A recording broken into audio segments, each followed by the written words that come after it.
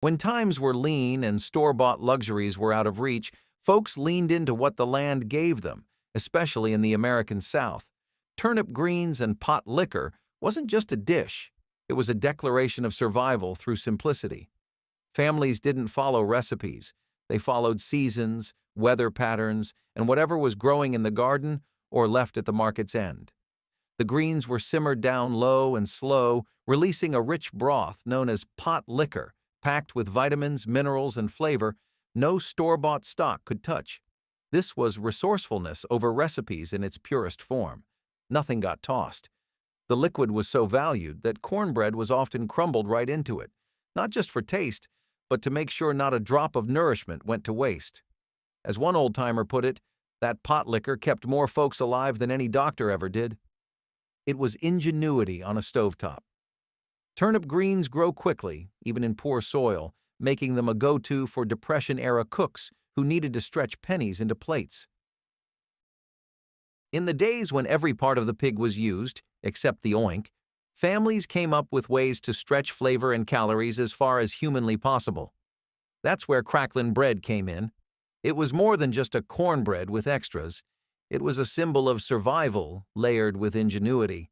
Cracklins, the crispy remnants left after rendering pork fat, were stirred into basic cornbread batter, giving an otherwise plain side a savory, crunchy upgrade that didn't cost a dime extra.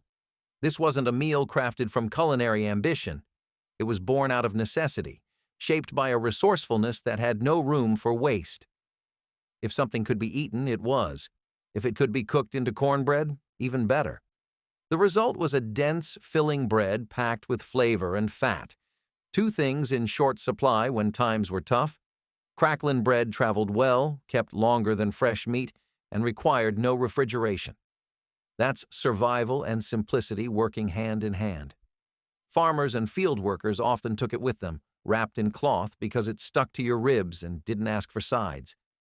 It wasn't fancy, but it filled bellies and kept people going. And if anyone asked for a recipe, they'd likely hear, "Just add what you've got and pray it tastes good."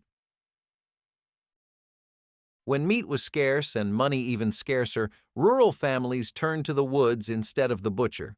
Stewed groundhog was one of those meals that came straight from the backyard, or the backwoods. Groundhog or woodchuck may not have been a crowd favorite by name, but when cleaned properly and slow-cooked with root vegetables, it produced a tender, dark meat stew that was surprisingly rich and filling. In lean times, you didn't ask what was for dinner, you just hoped it didn't run faster than you. This dish stood at the crossroads of survival and simplicity. Trapping groundhogs took time and patience, not cash. It was an exercise in resourcefulness, and once caught, the whole animal was used, fur and all. The meat was typically parboiled first to remove the gaminess, then simmered with onions, carrots, and potatoes, ingredients often grown in backyard gardens or bartered from neighbors. There was no official recipe. It changed depending on what was available. Some added wild herbs, others used only salt and water. The ingenuity wasn't in the flavor. It was in making a wild rodent taste like Sunday dinner. Though it's mostly vanished from modern kitchens, stewed groundhog was once a quiet hero of rural tables. It didn't need fanfare. It just needed to feed you. In the era when households made every meal count and leftovers were a luxury, few combinations worked harder than barley and bone broth. It was a humble, slow-simmered solution to both hunger and thrift, crafted from the parts no one wanted, bones with just a whisper of meat still clinging, and bulked up with barley, a grain that could stretch a meal like no other. This wasn't cooking for taste alone. It was cooking to survive, to nourish, and to not waste a thing. There were no written recipes tacked to the icebox. Bones came from whatever animal had been butchered, beef, chicken, or wild game, and were boiled for hours to coax out every bit of flavor, gelatin, and nutrition. Barley, cheap and filling, soaked up the rich broth and transformed it into something hearty. If vegetables made it in, great. If not, nobody complained. Barley and bone broth became a staple in tough times because it used what was already available, not what had to be bought. That's resourcefulness over recipes in its most nutritious form. And while today's bone broth is marketed as a health trend, Back then, it was just called dinner. Corn was the great equalizer of early American kitchens, cheap, filling, and always on hand. In that spirit, fried hominy cakes were a prime example of turning the ordinary into something that could carry a family through another day. Made from coarsely ground corn soaked in a lye solution, a process known as nixtamalization, hominy was a staple that dates back to Native American cuisine. Once leftovers piled up or fresh hominy was boiled and cooled, it was mashed with a little fat or flour, shaped into cakes, and fried until golden. Crispy on the outside, soft in the middle. These weren't just side dishes, they were survival on a skillet. No recipe cards were needed, just a good eye and an even better spatula. This was resourcefulness and ingenuity with a dash of hot grease. And when meat was out of the question, a stack of these cakes could be dressed up with gravy, beans, or whatever was available. If molasses showed up at the table, it was suddenly breakfast. Simple ingredients, big payoff. Fried hominy cakes kept longer than bread, used up scraps without waste, and could be reheated over a fire without turning to mush. Across marshlands and riverbanks, where store shelves were far and money didn't grow on trees or anywhere else, families turned to the waterways for dinner.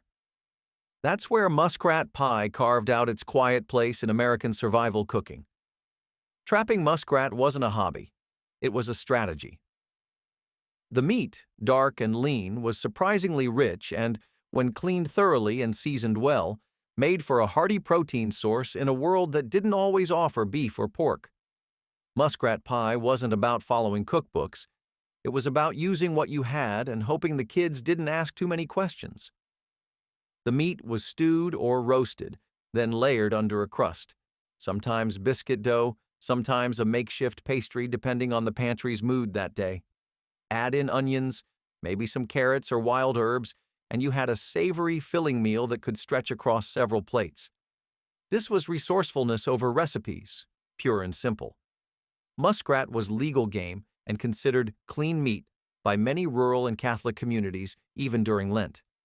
And though it's fallen off most menus today, the dish spoke volumes about resourcefulness and ingenuity during hard times. No drive-through, no delivery, just a trap line, a Dutch oven, and the will to make something out of the swamp. In rural kitchens where sugar was scarce and pennies had to do the work of dollars, sorghum syrup stepped up and stayed put in pantries for generations. That's where sorghum Skillet Pone earned its place as a dessert, breakfast, or snack, depending on the hour and the appetite. It wasn't flashy, but it packed a warm sweetness that stuck with you, literally and figuratively. Molasses had the name recognition, but sorghum was cheaper, locally made, and required far less rationing during hard times. This wasn't a delicacy. It was resourcefulness cooked in cast iron, made from cornmeal, water, a splash of fat, and sweetened with just enough sorghum to bring it to life. Skillet Pone didn't ask for eggs, milk, or sugar. It was born from simplicity, baked directly in a hot pan until the edges crisped up like nature's own crust. No mixing bowls needed, just grit, a spoon, and some good timing. Sorghum syrup, by the way, contains iron, calcium, and potassium. Turns out the poor man's sweetener was giving folks more nutrition than some modern snacks ever will. This was ingenuity at the crossroads of hunger and heritage, and while you probably won't find it at your local bakery, one bite of that dark, sticky goodness could tell you everything you need to know about how families got by, with flavor, not fluff. In households where the pantry held more hope than ingredients, protein had to come from places other than the butcher. That's where Pigeon Pea Porridge quietly filled a vital role, especially in Southern and Caribbean-influenced kitchens. These small, hearty legumes weren't just easy to store, they were drought-resistant, full of fiber, and packed a surprising amount of protein for something that looked like bird feed. And yes, despite the name, no pigeons were harmed in the making of this dish. The porridge was slow-cooked, often over open flame or wood stove, thickened with bits of cornmeal, or occasionally rice if any was on hand. Spices were minimal, just salt, maybe a pinch of pepper, or a dried bay leaf if someone was feeling fancy. But what it lacked in complexity, it made up for in sustenance. This was survival food, plain and simple. There wasn't a cookbook entry for it because no two pots were ever quite the same. That was the beauty of it. Resourcefulness over recipes. Leftover broth from another meal? Toss it in. A stray onion? Even better. It was a meal built on ingenuity, from a bean that asked for little and gave a lot. When every crumb counted and expiration dates didn't mean disposal, yesterday's bread was tomorrow's dessert. That's where stale bread pudding became a champion of thrift, an old-fashioned dish that made the most of what others might have tossed. Hard bread wasn't a problem. It was an opportunity. Soaked in a mixture of milk, sugar, eggs, when available, and baked until golden, it transformed dry scraps into something warm, sweet, and undeniably comforting. The beauty of this dish was in its flexibility. Cinnamon, nutmeg, raisins, even a splash of molasses, whatever the kitchen had lying around, became part of the mix. It was resourcefulness and ingenuity, folded together with survival and simplicity in every bite. No two versions were identical, but everyone was familiar in a way that only handed-down make-do recipes can be. Interestingly, bread pudding has European roots, but in American kitchens, especially during the Great Depression, it was stripped to its essentials. It filled stomachs without emptying wallets, and it never needed perfection to be enjoyed. Whether served plain or with a drizzle of leftover syrup, it was dessert on a dime, and nobody asked for seconds until the first bite went down. In places where livestock was butchered with nothing wasted, even the head had a role to play. That's where goat head soup entered the picture, not as an oddity, but as a calculated expression of survival and simplicity. Every edible part of the animal was used, not out of curiosity, but necessity. The head held more than meets the eye. Cheek meat, tongue, and marrow-rich bones all simmered into a broth that was both hearty and deeply nutritious. This wasn't food for the squeamish, but it was food that got the job done. Goat head soup often included peppers, onions, and herbs if they were available, but the foundation was always the same: long cooking and careful preparation. Eyes were sometimes left in or removed, depending on region or personal preference. Either way, it wasn't about presentation. It was about making the most of what was on hand. Popular in Caribbean, African, and Southern American households, the dish proved that resourcefulness and ingenuity weren't just luxuries. They were lifelines. And while it rarely graced cookbooks or family potlucks, it fed people who couldn't afford to leave anything behind. In cold pantries and tight budgets, preservation wasn't just smart, it was survival. That's where pickled herring scraps held their ground. Not the prized fillies, but the trimmings, the bits left behind after the good cuts were sold or salted, tails, fins, bones with just enough meat to matter. These odds and ends were packed into jars with vinegar, onions, salt, and maybe a few peppercorns if someone was feeling generous. The result? A pungent, protein-rich snack that kept for weeks without a fridge and didn't flinch at rough times. This wasn't just a culinary relic, it was resourcefulness over recipes in every bite. The pickling not only preserved the scraps, but tenderized the tougher parts, making them edible, if not exactly elegant. For many immigrant families from Scandinavia, Eastern Europe, or working-class coastal towns, it was familiar and comforting. For others, it was a matter of making do. Pickled herring scraps were eaten with crackers, boiled potatoes, or straight from the jar. Nothing fancy, just function. They were cheap, shelf-stable, and packed with omega-3s long before nutrition labels made it trendy. In short, it was a dish that asked for very little and gave back just enough. When there was no butter, no oil, and no margin for waste, leftover fat didn't go in the trash. It went into the skillet. That's where grease cakes came into play, a Depression-era invention that turned bacon drippings, lard, or any salvageable cooking fat into the backbone of a hot, filling bite. Combined with flour, a pinch of salt, and whatever else was on hand, maybe a spoonful of sugar, maybe not, these cakes were fried until crisp and golden. No recipe, no frills, just calories with crunch. This was survival and simplicity, fried in yesterday's decisions. Families couldn't afford to waste fuel, ingredients, or effort. so grease became currency.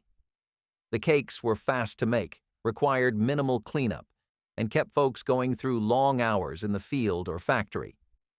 There was no illusion of health food here, just fuel, plain and practical. They weren't meant to impress, but they did impress upon people the value of nothing going to waste. It was resourcefulness in its greasiest form, born out of necessity, perfected by repetition, and remembered by those who knew hunger firsthand. In the days when meat was a luxury and not a given, families got creative with what the butcher would usually toss. That's how cabbage and bacon rind made its way onto countless dinner tables, especially across rural America. Cabbage was cheap, hearty, and grew in poor soil, an ideal choice for stretching meals during hard times.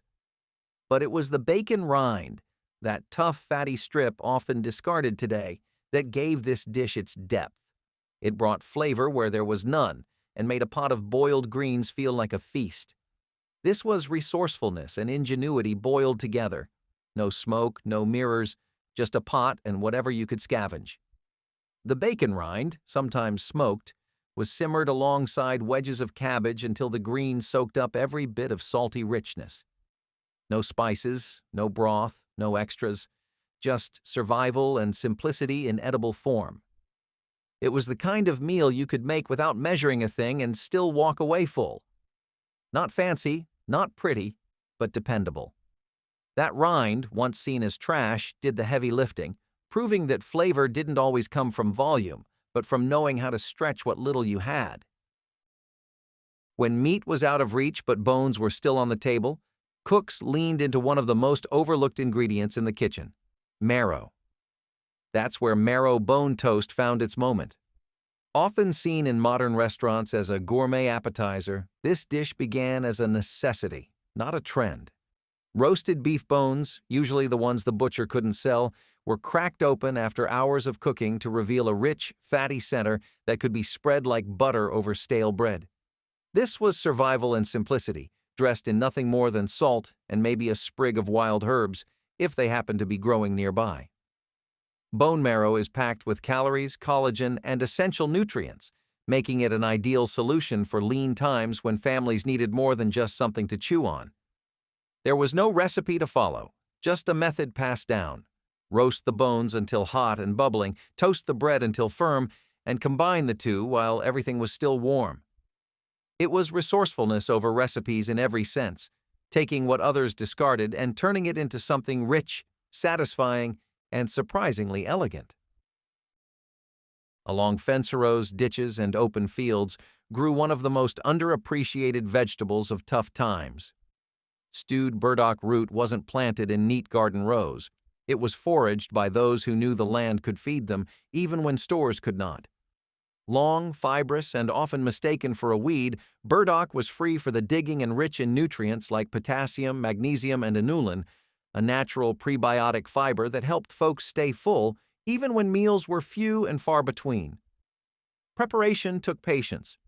The roots had to be scrubbed, peeled, and sliced thin before being simmered slowly in broth or water, often with onions or bits of meat if any were on hand. In leaner pots, salt and a spoonful of rendered fat were the only companions. It was survival and simplicity bundled in a bowl, nothing wasted, everything earned. Resourcefulness didn't just mean making do, it meant knowing the difference between weeds and supper. Burdock, with its earthy flavor and satisfying texture, became a reliable staple in rural and immigrant communities, especially those with ties to traditional Japanese, Native American, or Appalachian foodways. It wasn't pretty.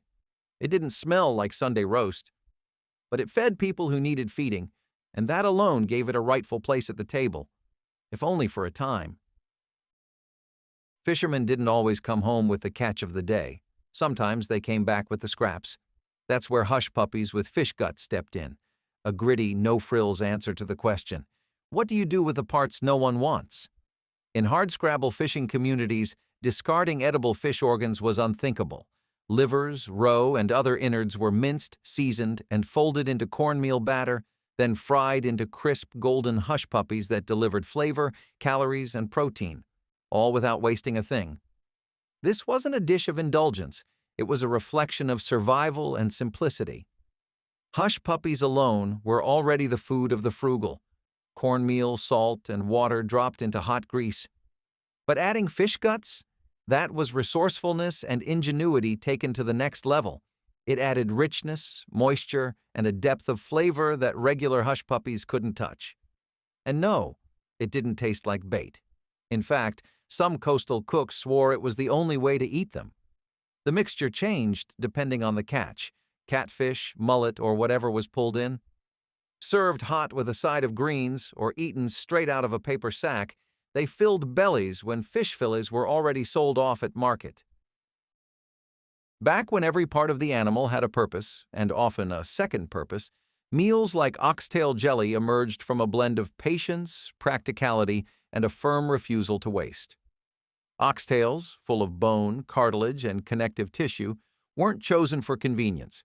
They were chosen because, with enough simmering, they gave up something priceless: gelatin. Not the brightly colored dessert kind, but the savory, collagen-rich base that set into a natural jelly once cooled. What some might call scraps, others recognized as culinary gold. The process was long. The tails were simmered for hours, sometimes overnight, with onions, carrots, herbs, and a few cloves of garlic if the pantry allowed. As the meat broke down and the broth thickened, it transformed into a hearty stew.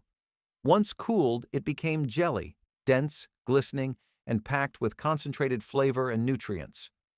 This was survival and simplicity at its most efficient.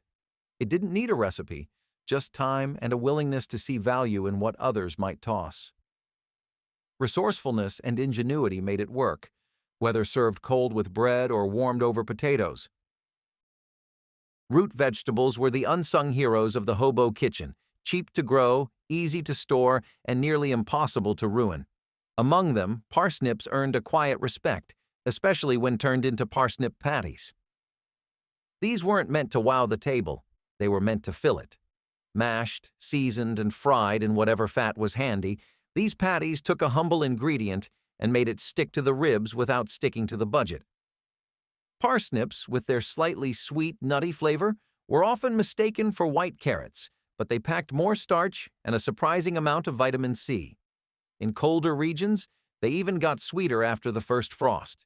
That made them ideal for cold weather cooking, and in times when potatoes were running low or too expensive, parsnips stepped in.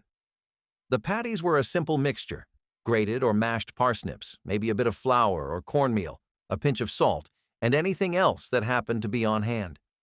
Fried on a cast-iron pan until crisp at the edges, they made a surprisingly satisfying meatless meal. This was resourcefulness and ingenuity in golden brown form. No measuring cups, no food processors, just the knowledge that a root in the ground could still mean something hot on the plate. It was survival, and it worked. Flour, lard, and a few garden tomatoes could turn into something far greater than the sum of their parts. That's how tomato gravy and biscuits became a staple for families living with little but making the most of it. It wasn't born in fancy kitchens. It came from farmhouses, boarding houses, and coal camps where creativity counted more than ingredients. When meat drippings were too scarce for sausage gravy, canned or fresh tomatoes filled the gap, bringing color, acidity, and just enough heartiness to pull a meal together. The gravy itself was a humble affair. Tomatoes simmered with a roux of fat and flour, sometimes stretched with milk or water, and seasoned with salt, pepper, and a pinch of sugar if the tomatoes were too sharp. Poured over fresh or day-old biscuits, it was a complete dish that satisfied without extravagance. This was resourcefulness and ingenuity with a southern accent. The biscuits, flaky, cheap to make, and deeply filling, acted as both base and sponge, soaking up every last bit of that rich, tangy sauce. No one worried about the lack of meat on the plate. They were too busy sopping it clean. Down dusty lanes and at the edges of wild fields, elderberry bushes offered up their tart little treasures to anyone willing to pick them. It was from these often foraged fruits that elderberry dumplings were born, a dessert that required no luxury, just knowledge, time, and a bit of sugar if you had it. These berries weren't grown for show. They were gathered for their medicinal properties and turned into pies, syrups, and on especially good days, dumplings simmered right into the juice.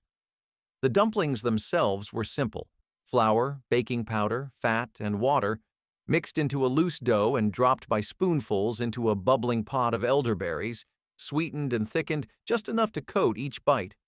The result was a soft, slightly chewy dough soaked in tart, dark purple syrup. Not fancy, but undeniably comforting. This was survival and simplicity wrapped in steam.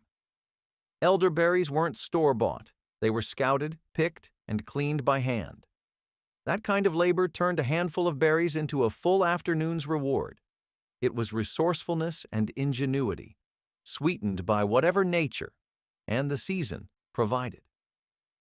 Elderberry dumplings may have vanished from most kitchens, but they carried the quiet magic of making dessert out of a ditch-side harvest. Preserved foods were the backbone of survival cooking, especially when refrigeration was a luxury, not a given. That's why saltfish and ackee became a cornerstone dish in Caribbean immigrant communities and beyond. Salted cod, cured to last months without spoiling, was rehydrated and flaked into a skillet with onions, peppers, and ackee, a tropical fruit that, when cooked properly, mimics the texture of scrambled eggs. The result was a colorful, protein-packed dish that looked modest but spoke volumes about resourcefulness and cultural resilience. Ackee itself, native to West Africa and a staple in Jamaican cooking, isn't something you find on every American table today. It has to be picked at just the right moment, once it opens naturally, because unripe ackee contains toxins. But when handled correctly, it's completely safe and incredibly nutritious, containing essential fatty acids, fiber, and vitamins. Saltfish was affordable and available in bulk, making it a go-to in port towns and inland settlements alike.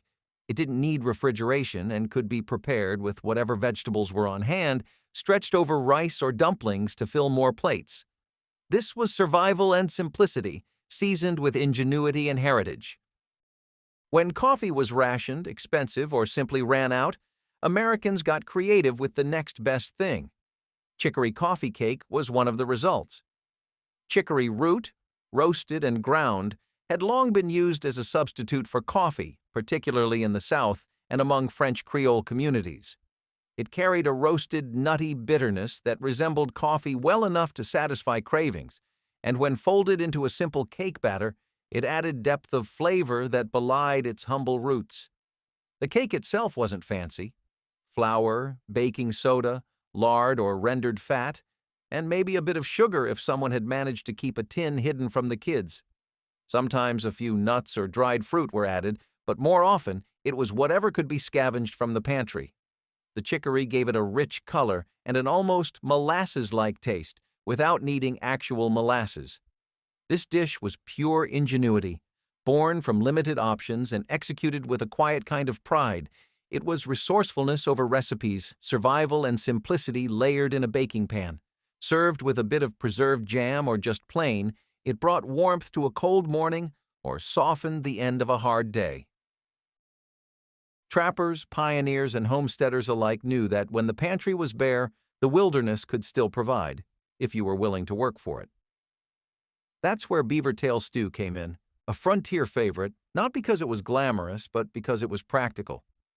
The tail of the beaver, leathery on the outside and fatty beneath, offered a surprisingly rich, oily meat that was prized for its calorie density during bitter winters and long trapping seasons. Preparation required patience. The tail had to be singed to remove the tough skin, then boiled or roasted to soften the gelatinous fat inside. From there, it was added to a stew pot with root vegetables, herbs, and anything that happened to be growing or hadn't spoiled yet. It wasn't just a meal, it was survival, simmered low and slow. This dish represented resourcefulness at its most rugged. Beavers weren't just a source of fur, they were dinner, and nothing went to waste. Even the bones were sometimes boiled again to extract broth for the next meal. That's survival and simplicity, driven by necessity and guided by tradition. Beavertail stew might raise eyebrows today, but once it meant warmth, nourishment, and another day of getting by. Foraging wasn't a trend in the early 20th century. It was a necessity. And one of the most reliable greens to come out of a vacant lot or back fence row was the wild plant known as lamb's quarters. That's where lamb's quarters sauté made its quiet mark. Often mistaken for a weed, this humble green grows fast, needs no cultivation, and carries more nutrients than spinach, including iron, calcium, and vitamin A. For families without steady access to fresh produce, it was a godsend hiding in plain sight. The preparation was refreshingly simple: a bit of fat in a hot skillet, maybe some onion or garlic if available, and a generous handful of tender lamb's quarters leaves. They cooked down quickly, much like spinach, and were often served over potatoes, cornbread, or eaten straight from the pan. If a bit of bacon grease was on hand, it turned a basic side into something nearly celebratory. This dish was resourcefulness and ingenuity in green form. No seed packets, no store trips, just survival and simplicity harvested with bare hands. You didn't need a garden to grow it or a cookbook to cook it. In an era when store-bought meat was often too expensive or too far away, families looked to the land for answers, even if those answers came with paws and a burrow. Roasted woodchuck was one such solution, especially in rural communities where small game was fair game. Often called groundhogs, woodchucks were abundant, accessible, and surprisingly filling. Once properly cleaned, and that was no small task, they provided a lean, dark meat not unlike rabbit or wild turkey. Before roasting, the meat was typically parboiled to help remove its gamey edge. From there, it might be stuffed with onions and herbs or simply seasoned with salt and fat before being tucked into a wood stove or open fire. It wasn't about presentation. It was about putting something substantial on the plate without spending a dime. This was resourcefulness and ingenuity baked into every bite. Children were sometimes tasked with spotting or flushing out woodchucks, making the entire process a family effort. And while few today would associate Sunday dinner with a rodent, back then it was just another example of survival and simplicity in motion. Roasted woodchuck may sound rustic now, but it once stood proudly among meals that kept people fed, warm, and just a little more hopeful. Are you a big fan of deli food? Deli meats, sandwiches, loaves, that kind of thing? Then one of the best parts of that kind of eating was the olive loaf. It was usually made with pork and beef plus chopped green olives, which is what it became known for. There was a small, brief period before convenience foods started taking over America, where processed meats were really becoming a thing, and this dish was a big part of that time, which arguably spanned all over the 1940s to the 1970s. It had an extremely loyal fan base too, as this was responsible for many deli counters still staying in business. These days, you could find retro stalls that still do a mean olive load, but the days where this was a commonplace item on the street and something you'd see your grandma cooking up are long gone in America's history. People definitely remember the flavors of the bologna, the ham loaves, and all the amazing dips they came with, though.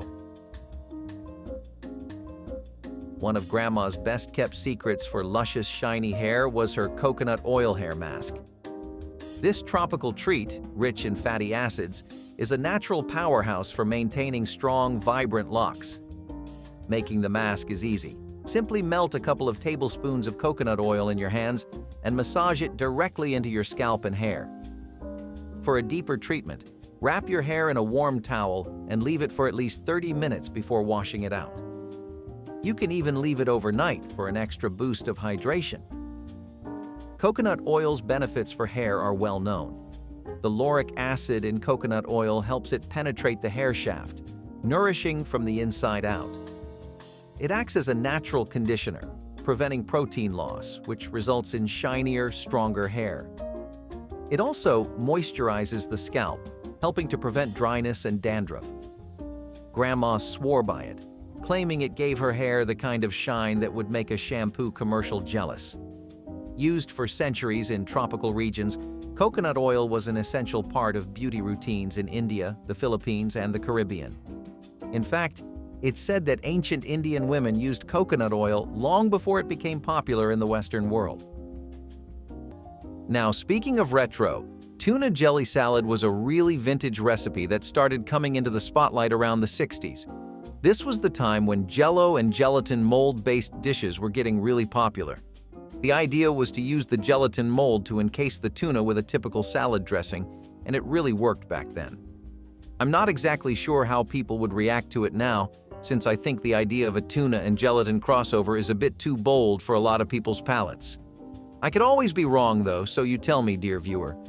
Would you take a tuna jelly salad to work? Or would you just make a quick run for the nearest Wendy's? I wouldn't blame you at all if you picked the second one. The idea behind salads like these was to throw a spin on an otherwise really boring format of cooking. Salads were okay, but they were never something Americans preferred with their whole hearts. Nowadays, that opinion really started to become public sentiment. Plus, as I was previously talking about, most people would opt for Starbucks now. And I'll tell you this right now, tuna, Jell-O, and caffeine do not go together. We're going to go forward in time a bit, all the way to the beginning of what most people consider the late 20th century, where stuffed zucchini boats first started becoming something you would hear about regularly. You know, at bars, from your friends and colleagues, or your partners.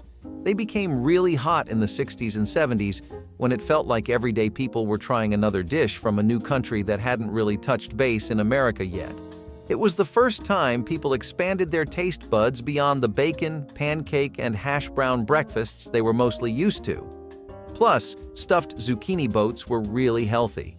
They were a lot better to eat than those aforementioned breakfasts. The best part was that you could really change up the fillings, so depending on what you wanted, you could have fully vegetarian zucchini boats or ones with ground beef stuffings. People say this is a part of Italian-American cooking, but a lot of Mediterranean cooking makes use of dishes similar to zucchini boats, like using stuffed peppers and vegetables like eggplants. Fish finger sandwiches started off as being wonderful party food and a pretty reasonable meal to go for at diners, but they ended up being something that was also a dish people wanted more of in their daily routines. Some tartar sauce, a fried fish, and 2 slices of bread have never done anyone wrong. It's something you can rely on, and it's a perfect intersection between convenient, unfamiliar, and healthy. Lots of people that were trying to take care of their diet, cut out a bit of their usual sources of protein, and just eat a bit more organic would opt for sandwiches like this. I think if you ever really want to make something pop off in America, you just put it in a sandwich, because that at least guarantees that everyone will try it, you know? Fish finger sandwiches are sometimes a recipe that people say we got from European culture, but it's something I think fishermen have been living off of forever. So not only is this a dish you would see in a tech labyrinth, otherwise known as offices, you would also just see fishermen and dock workers eating these after a hard day's work. It would put some pep in your step, and that's never really something people can have too much of. I think that now sandwiches have become more advanced since accessibility has only gone up with the amount of frozen foods we have now, so these probably have taken a bit of a back seat. Nothing left but the basics. Survival meals had to be simple. Grits and water was about as bare bones as it got. No butter, no milk, just ground corn simmered in water until it thickened into something edible. Grits had long been a staple in the South, where corn was abundant and cheap.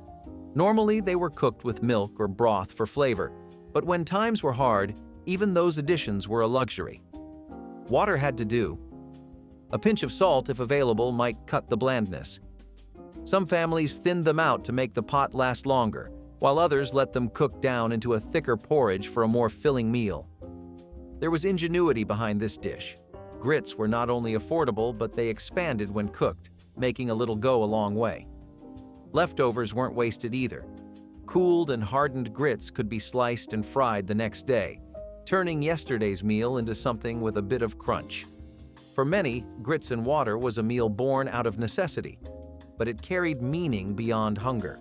It was a reminder of resilience, of stretching every ingredient, of doing what had to be done.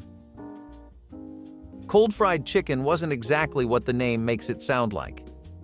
You can't really cold fry something, obviously, but what you can do is serve fried chicken that's been chilled, or fried chicken that's at least at room temperature. See, this was something that got popular at picnics, and it was a way for people to get rid of leftovers when they didn't have microwaves. As you might know, fried chicken tends to lose a lot of its charm when you just warm it up on a pan and stove. Now, I'm no one to judge, but that's just not how you do it. Naturally, though, if you don't have a microwave, that's where your head would go, and a lot of people just didn't back then. So, what's the next step? Do we bite the bullet and eat that delicious fried chicken cold or at room temperature? Or do we warm it up and lose a lot of the bang for buck value that comes with a 3-piece combo for like $2 or $3? Most people stuck with the first option. Cold fried chicken would also be good as a work lunch because it was an easy way to get rid of your leftovers if you didn't feel like eating it at home, plus it was super quick. Just grab the fried chicken, box it, and go. You had your work lunch for that day sorted. It caught on a lot more than you'd think, really. Another staple in Grandma's wellness routine was her love for herbal teas. She swore by brews like chamomile, dandelion root, and nettle, claiming these natural infusions were her secret to detoxifying, nourishing, and keeping her skin clear. To make these teas, all you need are dried herbs. For chamomile, steep a teaspoon of flowers in hot water for 5 minutes. For dandelion root, simmer it in water for about 10 minutes to draw out its earthy, slightly bitter flavor. And for nettle, use a teaspoon of dried leaves in hot water for 5 to 7 minutes. Chamomile is best known for its calming properties, but it also contains antioxidants that help fight skin inflammation. Dandelion root acts as a natural detoxifier, flushing out toxins and improving liver function, which can help keep your skin clear. Nettle, rich in vitamins A, C, and K, supports blood circulation and reduces puffiness. These herbs have been used for centuries in various cultures. Chamomile was revered by the ancient Egyptians, while dandelion root has roots in traditional Chinese medicine. Nettle has been called a beauty herb for centuries, not just for its medicinal qualities, but because it's believed to give skin a healthy glow. If you believe that eating insects is a modern, sustainable practice, you are wrong. In the Dust Bowl, crispy fried grasshoppers were not a joke. They were a staple food. During the poor harvests, and when meat was hard to come by, farmers looked to the hordes of grasshoppers feeding on the crops. Talk about revenge dining. Hunting grasshoppers was a family event, and when you had gathered enough grasshoppers in a bucket, then the cooking process started. They were washed, marinated, and then fried to a crisp golden brown. The result? A crunchy snack that contained protein and was not too shabby if one didn't consider what they were consuming. Grasshoppers are in fact a form of superfood as they contain high protein, iron, and good fats. The Dust Bowl families were not consciously trying to innovate, but they were able to feed themselves in a way that many others could not. Also, if you fry anything, it automatically becomes at least 50% tastier, doesn't it? Nowadays, insects are being considered as a source of food, but in the past, crispy grasshoppers were a means of feeding oneself. Macaroni salad with ham cubes is a really nostalgic one. If you look at it from the lens of what was popular in the era at the time, then yeah, sure, macaroni salads were a perfect middle ground between healthier, leaner bowls of salads and the typical macaroni and cheese meals we were all used to. People thought they had to get started somewhere, and well, why not get it going with something you know you can stand? If you look at it historically, then macaroni salad actually goes all the way back to European dishes like pasta fredda, and in the early 20th century, let's say around the 20s and 30s, it was a really popular meal to have as a side dish. During the Depression, it became a staple because you could make so much of it in large batches and still get everyone fed and taken care of.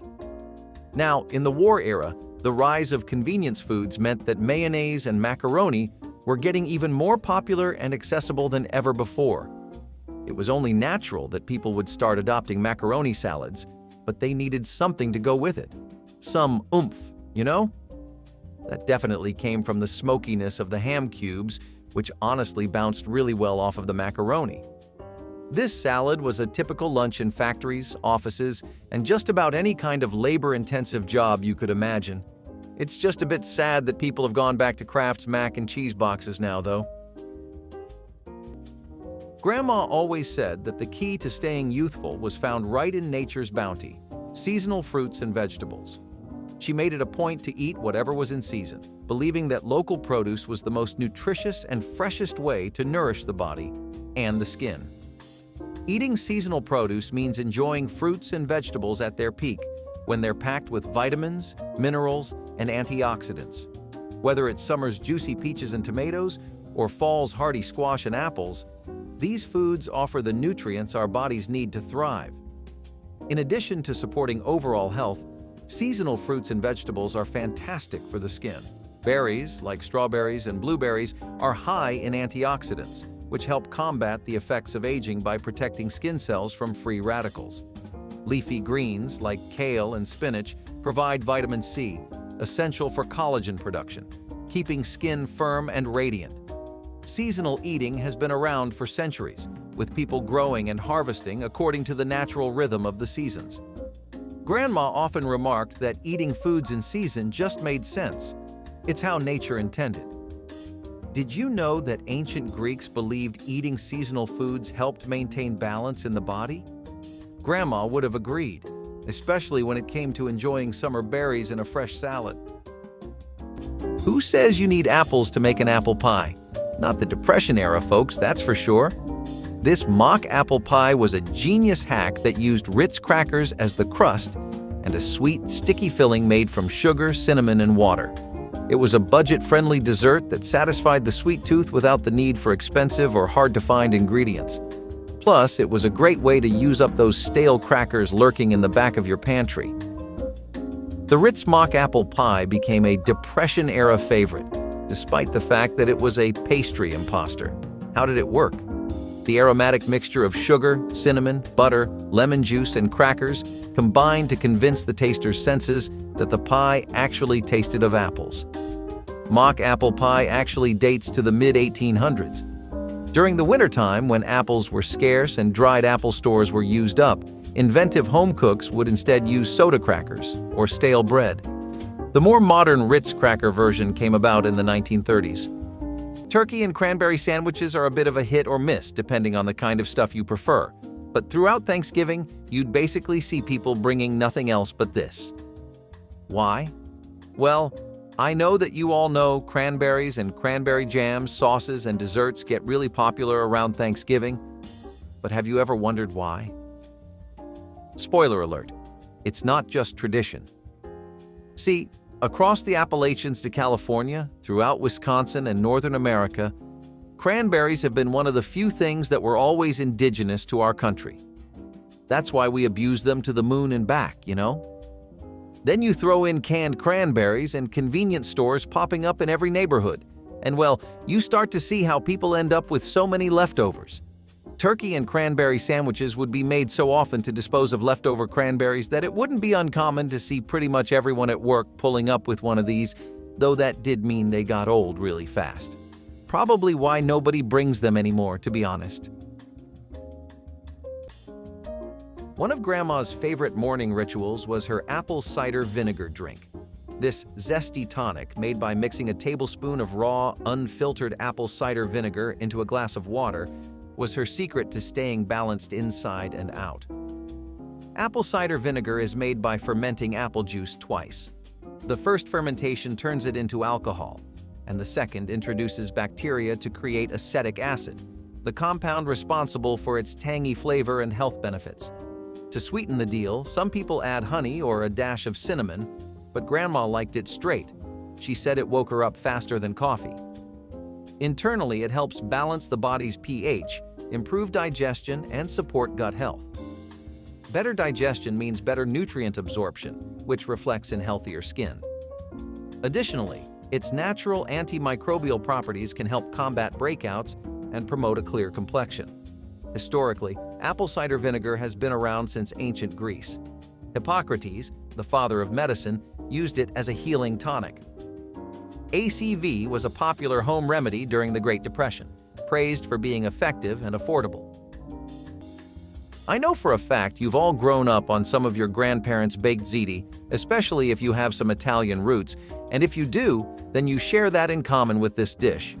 Right from the streets of Italy, immigrants first brought this dish over in the middle of the 19th century throughout the early start of the 20th one, so it had a lot of time to become something that people could love and associate with the finer things in life. People had a lot of time by the mid-20th century to try this dish, and plenty of families had passed their own secret baked ziti recipes down. The baked ziti really hit its highest highs during that time period in the 1950s to the 1970s, and it was something you could enjoy at both a potluck and a fancy at-home date. It was a staple of Italian-American cooking, and you could even find it at weddings. I, for one, think that really speaks to how popular the dish was, but what's your experience with this dish? And if you don't have any yet, is it something you'd ever try out? Now, I'm not gonna lie, egg and olive sandwiches aren't making anyone's top 3 anytime soon, but they were pretty damn good for the value. I mean, a proper sandwich that's healthy, easy to carry, takes no work at all, and is cheap.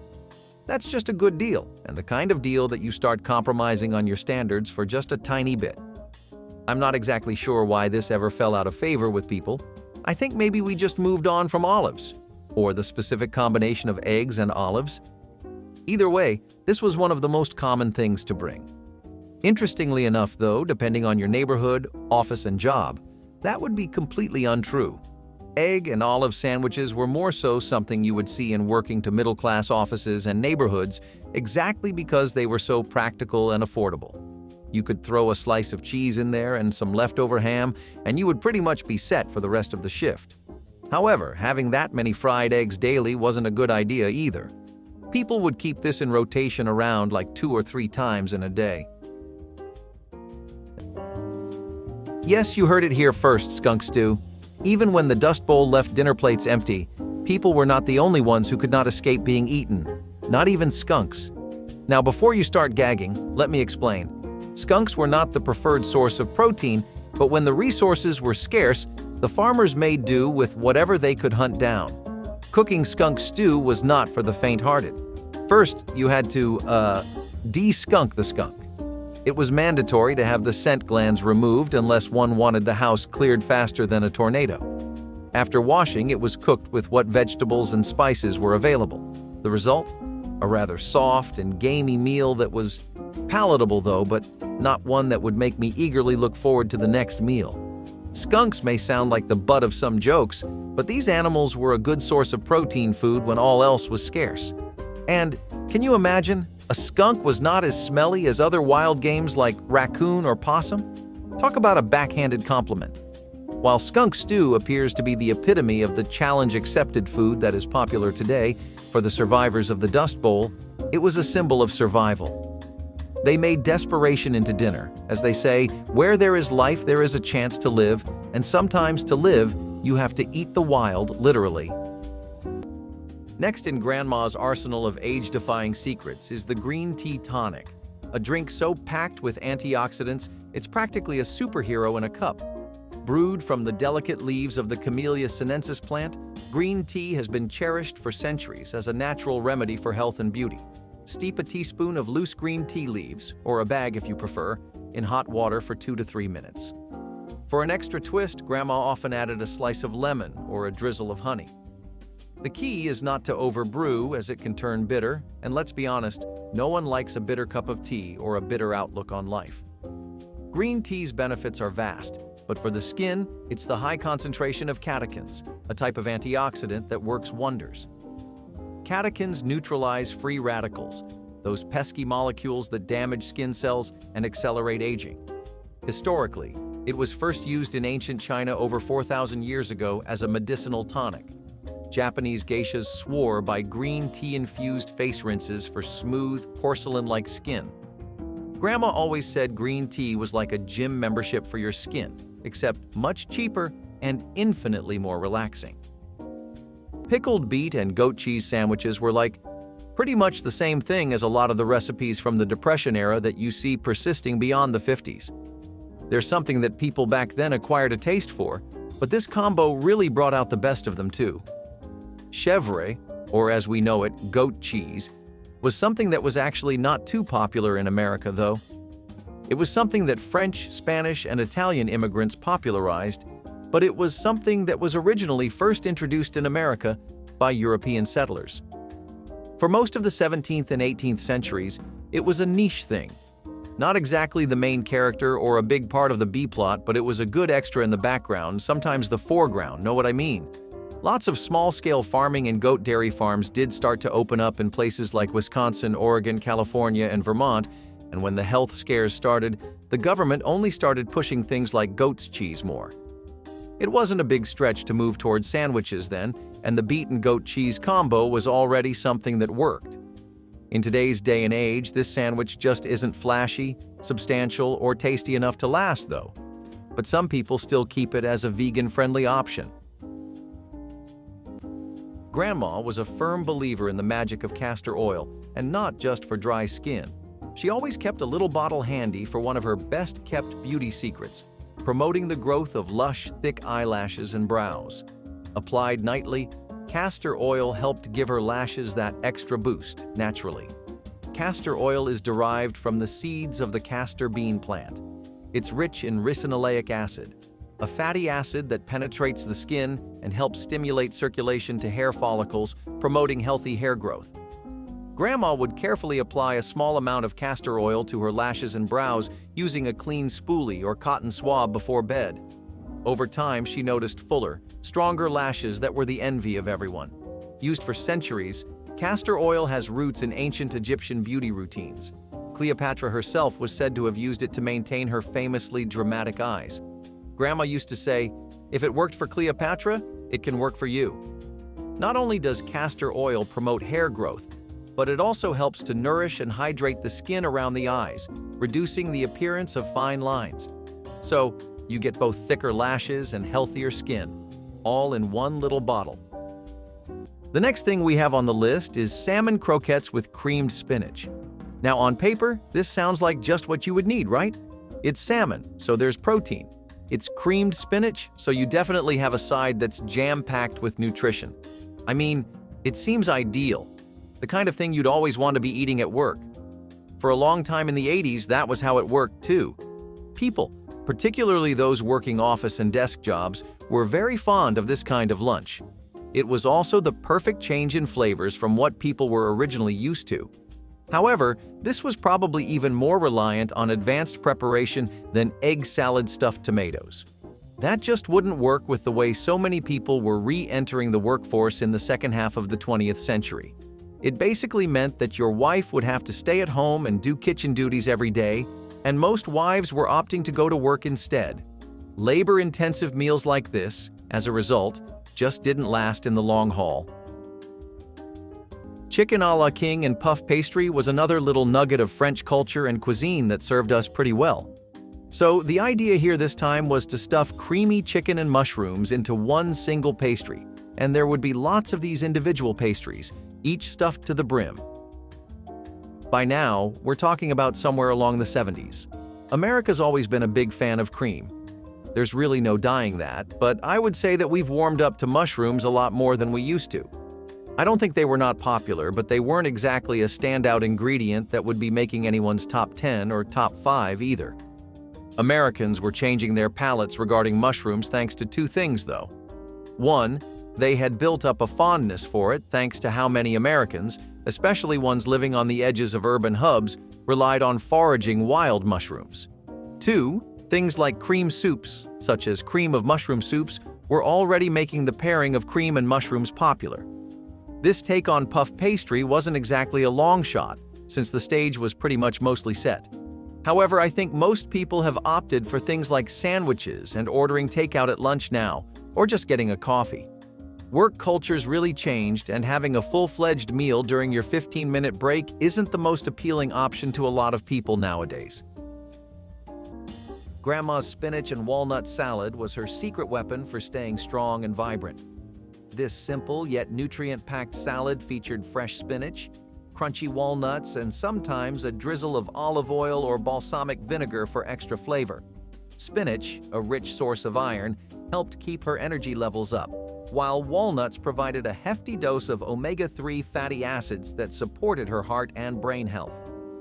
This salad worked wonders for the skin, too.